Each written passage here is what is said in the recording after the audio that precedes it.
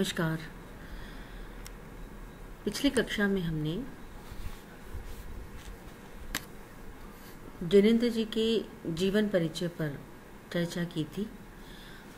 आज हम जिनेंद्र जी की कहानी एक गौ पर बात करेंगे।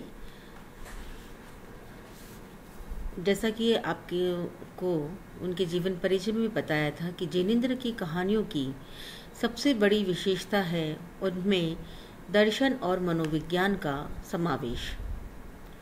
जिस प्रकार प्रेमचंद जी की कहानियों का कथानक सामाजिक समस्याओं से जुड़ा हुआ था, वहीं जिनेंद्र जी की कहानियों का कथानक उनका भाव व्यक्ति की भावनाओं को व्यक्त करने वाला था।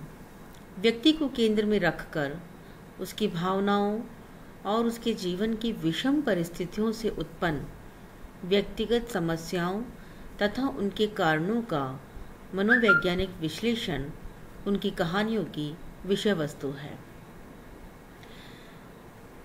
जिनेंद्र अपने पात्रों की छोटी छोटी सामान्य सी घटनाओं को कहानी का रूप प्रदान करते हैं और शिल्प के विविध रूप जिनेंद्र की कहानियों में देखे जा सकते हैं, जैसे पत्रात्मक शैली है, आत्मकथात्मक शैली, संवाद शैली और स्वगत कथन के रूप में जिनेंद्र जी ने अपनी कहानियों में नए नए प्रयोग किए और भाषा की सहजता और शिल्पगत सूक्ष्मता पर विशेष बल दिया। इसके साथ ही उन्होंने यथार्थ चित्रण के स्थान पर वैचारिक विश्लेषण का भी समावेश किया। गांधी जी से प्रभावित होने के कारण उन्होंने 1921 में असहयोग आंदोलन में भी भाग लिया और उसी के कारण उनके जीवन पर गांधी दर्शन तथा विचारधारा का प्रभाव भी देखा गया है। साथ ही साथ जैन दर्शन के वेदना तत्व को भी उनकी रचनाओं में अभिव्यक्ति प्रदान की थी। जिनेंद्र जी के पात्र करुणा, अहिंसा, ममता आदि का सहारा लेकर हर विद्रोही मोड़ से पलायन करने लगते हैं। अन्याय के प्रति सविनयात्मक रुख अपनाकर हर समस्या का समाधान ढूंढने की कोशिश करते हैं और इस प्रकार की जो कहानियां हैं उनकी, उसमें पत्नी, सजा, एक दिन और हमारे पाठ्यक्रम में लगी हुई एक गो कहानी भी इसी विनय के भाव को लेकर के संपूर्ण कहानी आत्मकथात्मक शैली में लिखी गई है। जीवन का अंतर्द्वंद प्रस्तुत करने के लिए जिनेंद्र जी ने शिल्प के क्षेत्र में नए नए प्रयोग किए। जिनेंद्र जी की कहानी एक गौ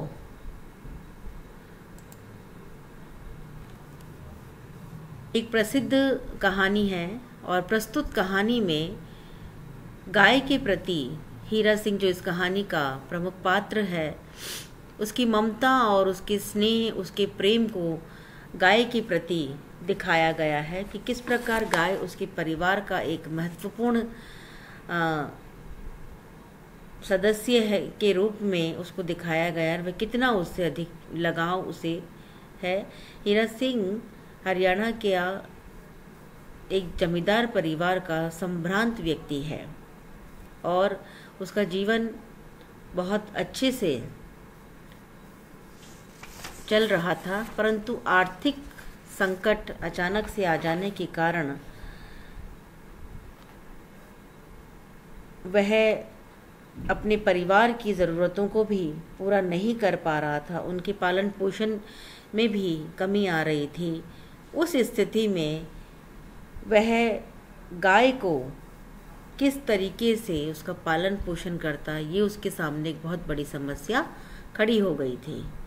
लेकिन अपनी सुंदरिया गाय से उसे बहुत लगाव था और उसका जो पुत्र था जवाहर सिंह, वह तो उसे माता के समान स्नेह करता था और कभी भी वह उसे बेचने की, जब भी वह बात करता वह उसे मना कर देता था। तो इस प्रकार अपने परिवार की आर्थिक विपन्नता से परेशान होकर और परिवार का पालन पोषण करने के लिए हीरा सिंह दिल्ली आ जाता है और वहाँ एक सेठ के यहाँ चौकीदारी का कार्य करने लगता है।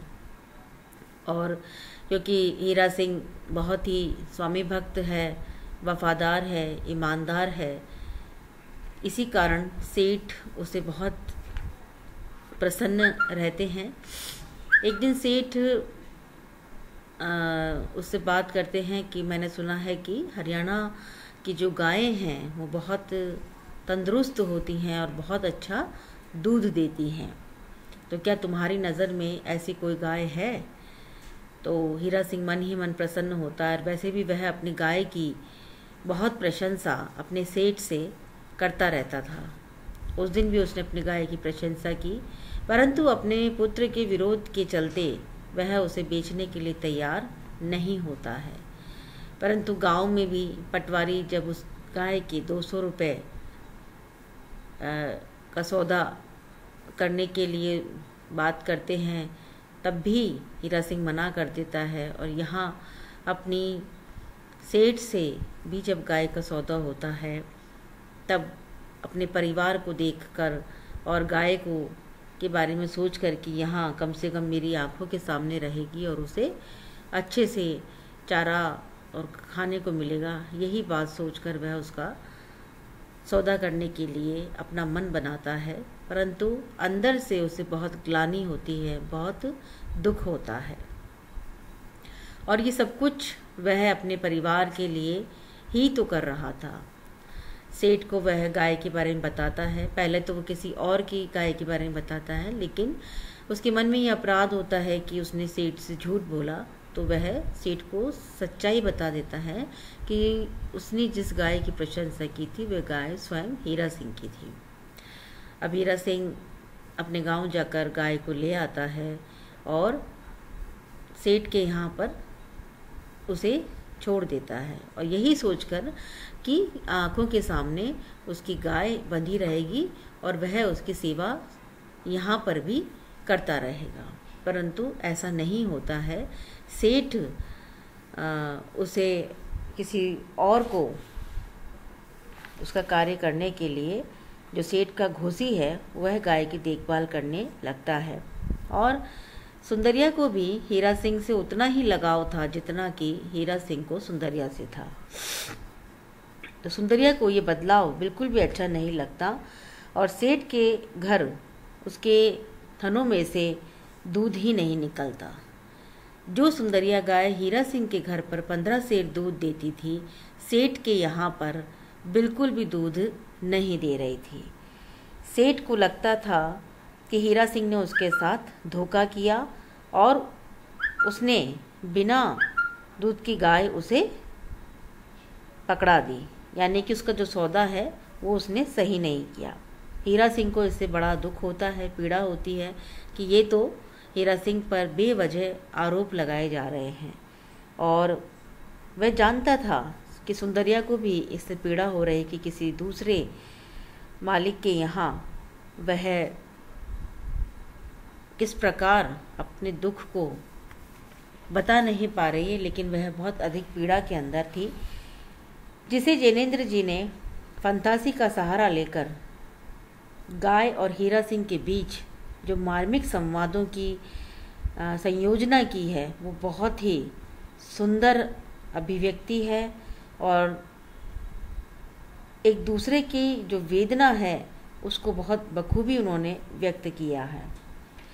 तो संवेदना के स्तर पर केवल हीरा सिंह ही नहीं, क्योंकि वह उसका स्वामी है और उसे स्वीकार करता है, बल्कि सुंदरी भी को भी यह अधिकार है कि वह अपने मालिक से उतना ही स्नेह करती है और वे जानबूझकर दूध नहीं दे रही है, ऐसा तो बिल्कुल भी नहीं था। हीरा सिंह से बिछड़कर, अपने स्वामी से बिछड़कर उसके थनों का दूध मानो गायब हो गया था, जिस पर उसका बिल्कुल भी जोर नहीं चल रहा था। अब आगे हीरा सिंह उससे कहता है कि देख सुंदरिया, मेरी रुसवाई ना करा, मुझे बेआबरू ना कर दूसरों के घर में। परंतु वह क्या करती। अब सेठ से अपनी गाय का जो पैसा था वो उसने ले लिया था, और जब गाय दूध नहीं दे रही थी तब सेठ उससे पैसा वापस देने की बात करता है। तब वो पैसा वापस कहाँ से ला कर देता। तो ये कहानी मानवीय भावनात्मक रिश्तों का गहराई से अंकन करती है। फिर जो इसका प्रस्तुतिकरण किया है जैनेंद्र जी ने, वो बड़ा ही सुंदर तरीके से किया कि कहानीकार ने हीरा सिंह और गौ के चरित्र को पूर्ण संवेदना और सहानुभूति के साथ व्यक्त किया। दूसरी तरफ उन्होंने ये भी बताया कि पूंजीपति वर्ग का प्रतिनिधित्व करने वाला सेठ, जिसके मन में पैसे के अतिरिक्त और कोई भावना नहीं थी, और वह हर चीज़, हर वस्तु पैसे से खरीदना चाहता था, और पैसे से भावनाओं को खरीदा नहीं जा सकता। इस बात को भी जैनेंद्र जी ने इस कहानी के माध्यम से बताने की कोशिश की।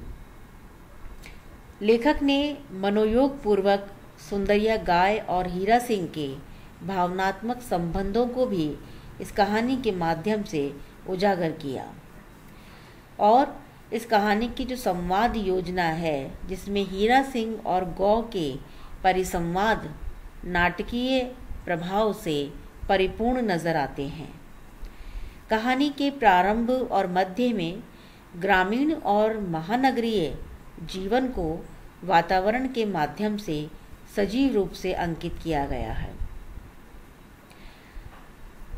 और इस कहानी के माध्यम से जैनेंद्र जी ने यह भी बताया कि मनुष्य के साथ साथ पशु भी उतना ही भावुक, समझदार और सहनशील होते हैं और हो सकते हैं जितना कि मनुष्य है।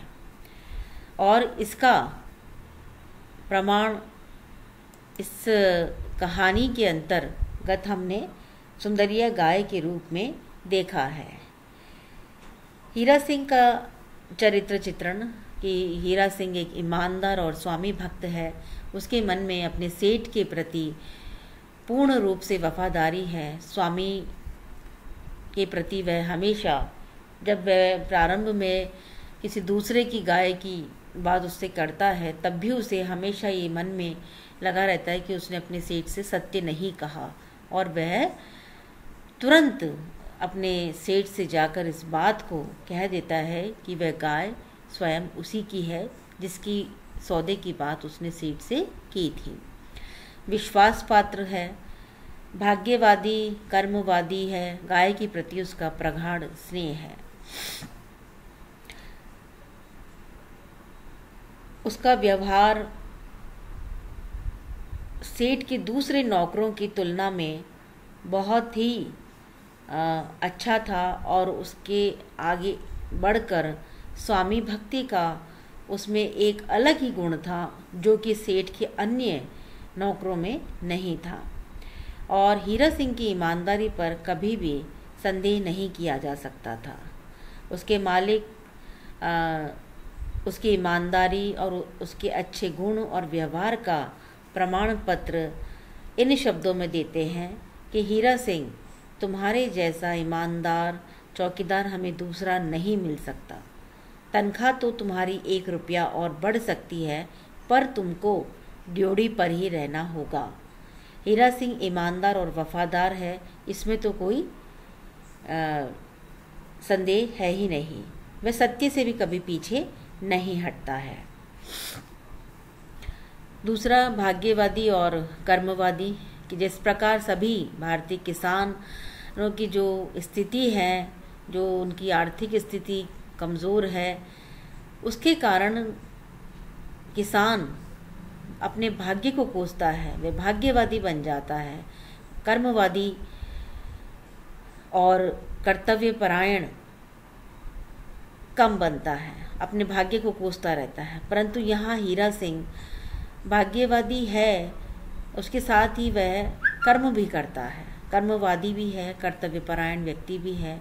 उसे अपने सुख दुख, अपने उत्थान पतन का जो सारा वह दोष भाग्य को नहीं देता है। कुछ कुछ भाग्य को मानने वाला हीरा सिंह संघर्ष भी करता है और कर्म भी करता है, और यही कारण है कि इस संकट में भी भाग्य को कोसते और रोते हुए नहीं, बल्कि उसे सही रास्ते पर लाने के लिए वह घोर परिश्रम करता है। और इसी कारण वह अपने गांव से निकलकर दिल्ली जैसे शहर में जाकर सेठ के यहाँ चौकीदारी का काम भी करता है। तो एक तरफ तो किसान से मजदूर बनने की जो पीड़ा है उसे भी इस कहानी के माध्यम से बताया गया है। दूसरा, गाय के प्रति जो अगाध प्रेम है हीरा सिंह का, पशु के प्रति जो उसकी भावना है, उसे भी बखूबी जिनेंद्र जी ने दिखाया है कि जिस प्रकार वह अपने परिवार के पालन पोषण की चिंता करता है, अपने पत्नी और बच्चों की पोषण की चिंता करता है, उतनी ही या उससे भी अधिक वह अपनी गाय सुंदरिया की चिंता करता है, क्योंकि उसने बछिया के रूप से लेकर संपूर्ण गाय होने तक का उसका जो पूरा समय है, उसका जो उसने उसके साथ पूरा समय व्यतीत किया है, उस प्रेम और दुलार से जिस उसका पालन पोषण किया है, तो वह उस गाय को किसी भी प्रकार का कष्ट नहीं दे सकता और ना ही उसे कष्ट में रख सकता है। तो इन्हीं अपने दुर्दिनों को भाप कर वह गाय को बेचने की इच्छा उसके मन में उठती तो है, परंतु वह उसे बहुत ही दुख और विषाद के साथ पूरी करने के लिए तैयार होता है, और वह नहीं चाहता कि उसकी गाय कभी भी किसी दूसरे के खूंटे पर जाकर बंधे। इस प्रकार कहानी का शीर्षक एक गौ उपयुक्त तथा सार्थक लगता है। ये शीर्षक देखते ही एक गौ के बारे में तरह तरह की भावनाएं हमारे हृदय में करवट लेने लगती हैं, क्योंकि भारतीय सभ्यता और संस्कृति के अंतर्गत गाय को एक बहुत ही उच्च दर्जा दिया गया है, उसे पूजनीय माना गया है और हमेशा से उसे एक माता का दर्जा दिया गया है। भारतीय समाज के अंदर गाय का एक अपना बहुत ही महत्वपूर्ण स्थान है। इसलिए इस कहानी का जो नायक है वह भी अपनी ममता और प्रेम को इस कहानी के माध्यम से इस गाय के प्रति व्यक्त करता है। धन्यवाद।